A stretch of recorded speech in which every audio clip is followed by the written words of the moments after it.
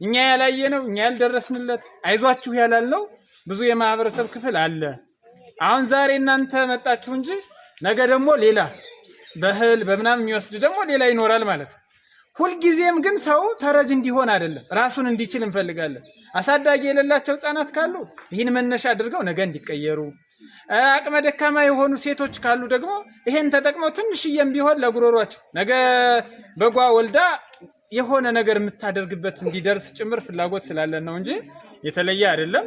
አንድ የነበረው 2 በግ 3 እንዲሆን ፍላጎት አለን። እዚህ በፊት ብዙ እናረጋለን፣ አንዳንዱ ይቀየራል፣ አንዳንዱ ማይቀየራልና እንድትቀየሩ ፍላጎት ስላለን ነው። ያለው ለሌለው ማድረግ እንግዲህ በፈጣሪም ያለ ነው አይደል? ስለማን ተገብረው ነው እንጂ እንደዛ እንድትሆኑ ነው ፍላጎታችን። መሽቷል። አሁን አንዳንዶቻችሁ ላደርሱም ትችላላችሁ። ማደሪያ መርጦ ማደር